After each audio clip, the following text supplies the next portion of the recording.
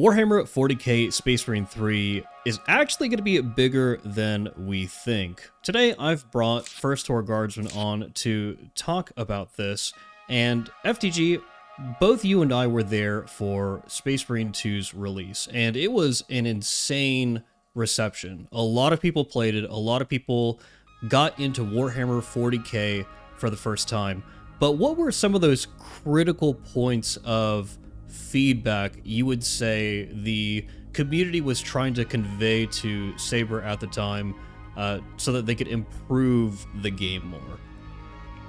I think the biggest thing was a lack of content operations after the campaign. Because the main selling point of Space Marine 2 on launch for me was the campaign. That was 99% of what you heard about. It was like Titus, Voltus, plowing through a Helldrake and stuff like that. The statue, and that was the main draw. As the game has evolved, as the community has become more established, people now primarily play things like operations, as where 99% of the content is. And I think Space Marine 3 really needs to nail the balance of the game on launch compared to Space Marine 2. So I think that's where their priority should probably be, on top of having proper content for those secondary modes after the campaign.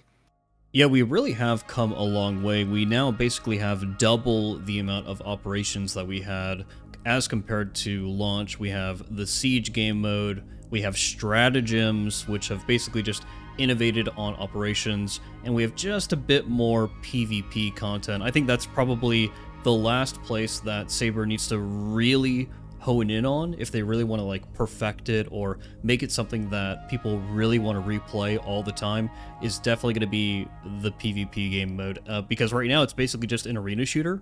But I think that if Saber put their big boy pants on, they could probably make something like a Battlefield or Battlefront type clone, where it's just this massive battlefield of just two big teams slugging it out with vehicles, which brings us to John Carpenter's Toxic Commando, where Saber is actually experimenting with larger maps and with vehicles. FTG, have you seen this game? It's made by Saber. I have seen a bit of Toxic Commando. I've seen some of the vehicle usage in it. The game looks really fun. I've heard really good feedback about the sniper class and stuff like that. I have not played it personally. I was meaning to try it out at some point, but I've been stuck playing Space Marine 2 and Darktide, so I just haven't gotten around to it First yet. World Warhammer fan problems. Yeah, I know, First World Warhammer fan. Yeah, I'm stuck oh man, I'm stuck playing Space Marine 2 all the time. What can I say? But the point is that the Toxic Commando looks great. I think Saber is definitely making some pretty damn good horde shooters recently, and I think the community response from the Toxic Commando player base is also very good. So hopefully that game also gets a pretty good content drip feed. Yeah, it seems like Saber is really settling into this co-op horde shooter kind of niche. And I think what Toxic Commando really is it's a massive experiment. Saber is experimenting with a larger map template. They're experimenting with vehicles, and vehicles, if they nail it, can be used really well in the campaign for Space Marine 3. They could, of course, be used for operations, and what I'm most excited about, what I anticipate, is if they get the balance right, then they could be used in PvP as well. Kind of I think one of the games that has done vehicles kind of the best was probably Halo. Halo 3, Halo Reach. I'll feel like, yeah, I feel like it's so integral to the combat in Halo, especially things like Big Team Battle, of course. And it's one of those things where when I played Halo, I almost exclusively played the game modes with vehicles, just because it made the game much more dynamic and it made it feel alive and fun. And I feel like that's exactly what Space Marine 2 PvP is missing. What do you think some of the PvE implications, though, are for vehicles in Space Marine 3, potentially, FTG? I think that a PvE for vehicles, you could see things like a proper siege mode. You could have a far grander scale battles. The big issue with Space Marine 2 is the game literally cannot handle up to a certain point, a certain amount of enemies that die on the map, or a certain amount of bosses before the game will just shut down. Hopefully that's less of an issue in Space Marine 3. On the note of PvP though, or just having vehicles in a large map battle, I used to play a ton of EA's Battlefront 2, and that game really showed that all you need to have have like a very successful and dedicated player base is like a mode that has as interesting objectives as capital supremacy, where you have like a couple transitions and maps and like enough enough dynamic classes on top of a vehicle that you can. Excuse me. I'll leave you a gap here to code out. Sorry. And enough vehicles and dynamic class interactions to make the game feel fresh every time you're playing it, enough skill expression to make sure players are rewarded for continuing to play your game. And to this day, Battlefront 2 still has an incredible dedicated player base on its capital supremacy mode and other modes, because vehicle combat, class combat, these all keep pulling players back. And even though they completely cut off the content feed on that game, I think that would work in the case of Warhammer, because you could have multiple class types for like Astartes. You already have that in this game in the PvP. I don't really think an arena mode like we have here in this game is the best possible option for a Space Marine game or like a 40k shooter. I think having a grander scale Battlefront-esque is like, it would really draw in way more players. And as far as PvE is concerned, I mean, vehicles would be cool, but like usually when I think vehicles, I do think more like maybe like Firefight in Halo, or like you can ride around a smaller map with a Warthog and stuff like that. Yeah, I feel like for PvE, Saber has got the balance just right. Like it's exactly where I think it needs to be, and you might be able to get away with having some vehicle segments on some operations. Like for example, Exfiltration is a giant sandbox, literally. And having vehicles in that first segment before you get to the facility would probably actually be extremely fun. Although they would probably have to remove the terminus spawn that you can get in the second segment of that level, because otherwise it might trivialize it, basically. It would, like, a vehicle might make that too easy to do. But I think that just adding vehicles to the campaign would be such a big deal, because although you made that comment that the game will literally just bust and break when there are too many things on the screen, one thing that Saber has always used is their swarm tech. And it would be, I mean, anybody has fun gunning down hordes and hordes of zombies or hordes and hordes of enemies. Like, what if we could grab a Thunderhawk or one of the other iconic Space Marine vehicles and just absolutely devastate an incoming swarm? Like, dude, I think everybody would love to do that. I think the Halo comparison you made is a really good one, because both games have just like totally iconic vehicles. Both universes have very iconic vehicles. Like when you go into Halo, you're like, that's a Scorpion, that's a Warthog. When you go into 40k, you're like, that's a Lehman Russ, that is a Thunderhawk. And being able to allow players to like very easily identify these vehicles and just go and play with them, that's a fun thing for players to do. On top of the fact that if they do have a better progression system in the next one, because I've talked about this a little bit before with you, that Halo Reach had like one of the best progression systems ever, and what kept people playing things like Firefight and the PvP and the campaign modes is that all the progression was shared to some extent.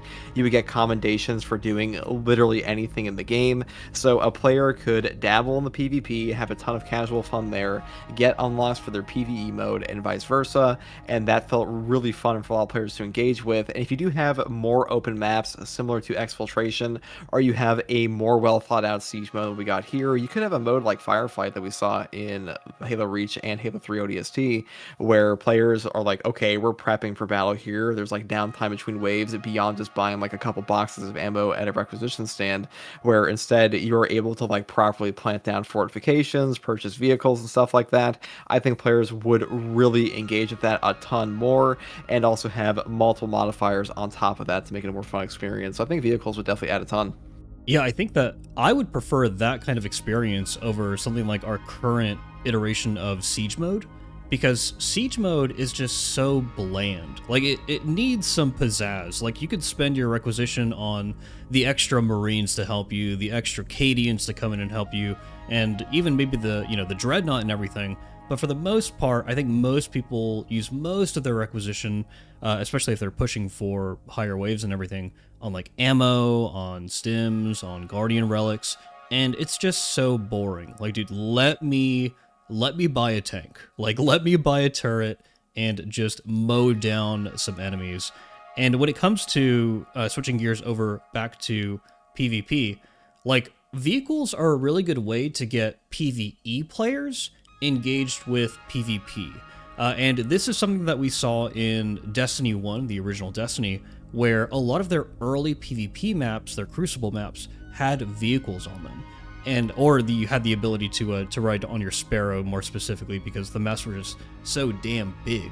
And so whenever you have these massive PvP maps where people can really just play in a sandbox, it makes the barrier for entry into your PvP game mode significantly much more easy to penetrate.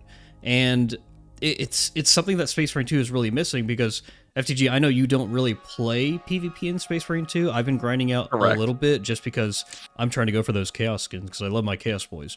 But I've been grinding PvP out a little bit, and there are a lot of players that are just extremely good, and there's no matchmaking, by the way. There's no matchmaking in Space Marine 2 PvP. So when you're in a lobby and there's like 1 or 2 good players in the lobby and they're on the same team, that game is over, and it's not fun for the losing team.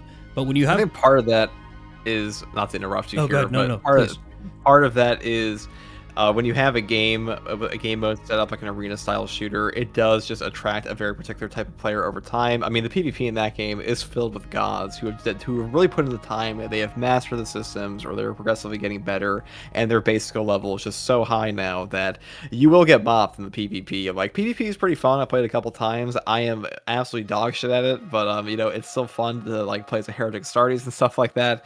But when you're playing against, you know, an absolute pro, I think that's like the only kind of person that would continue to play the PvP we have in this game currently, outside of like people who come in from like a sale or something and are like, oh, I'm gonna try out PvP for a little bit, because like there isn't a ton of retention there for players who aren't dedicated to the actual gameplay and like perfecting their skills. Now, if we did have vehicles in the game, like you were saying before, I think you could have like these larger, more casual modes like Big Team Battle. And on the note of Destiny, I think like copying Destiny and copying Bungie's other game with Halo Reach and Halo 3 and stuff like that, Bungie was like really the king of casual shooters for a very long time. Like playing Halo multiplayer with your friends was like one of the most entertaining experiences I've ever had as a child, and I still have very fond memories of that. And we don't really see games like that so much anymore for shooters. Like most of it is like a competitive thing. I think a lot of gaming has become more competitive, even for games that are not meant to be competitive, like horde shooters for the most part. And because of that, some of that like some of those more casual experiences are lost, and then we get stuck with like arena shooters. And I think they really want to like capture that casual player base, or capture that just like general audience for 40k. You would have to bring in a more dynamic experience like Big Team Battle or like Capture the Flag and stuff like that beyond like these tiny maps. Yeah, and you know, for those of you who don't know, FTG and I, we're not just Space Marine 2 fans. We are Warhammer 40k fans. We just love this franchise. Not necessarily everything about it, but we are definitely super fans. And as 40k fans, when we think about a 40k game and like PvP in a 40k game, we're not thinking about small squad-based combat, almost like, you know, Kill Team or something like that. We're thinking about these massive war zones, right?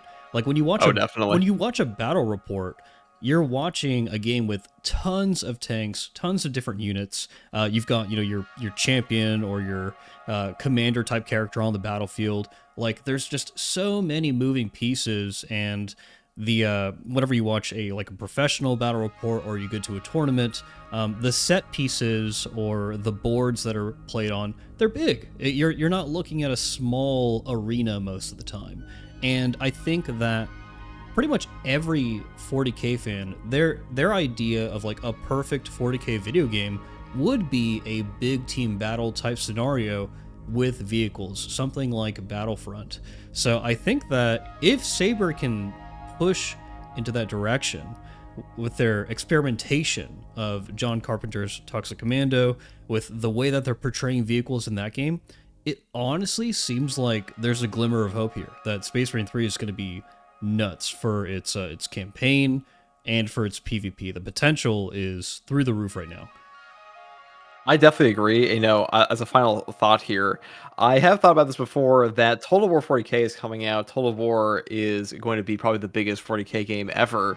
And we really don't have anything outside of strategy games that allows you to play in like these large scope, large scale battles. Exactly. And for that reason, I think like Space Marine 3 is like the one thing I can actually imagine giving us a proper like large scale battle for a horde shooter or like a PvP mode or something like that. And I really don't expect that, even though Total War 40k is obviously going to be huge, I don't think we're really going to get anything remotely on the level of a Halo from any other possible franchise besides Space Marine. So I hope we do get to see that for a PvP mode. And I would try PvP more if it had modes like that, because frankly, I don't think arena shooters really interest me all that much, and I don't think they interest a ton of other players either. Wonderful final thoughts. I think that a lot of people are on the same page. Anyways, guys, don't forget to like, hype, and subscribe to both myself and First Tour Guardsman. Thanks for joining us today. The Emperor protects.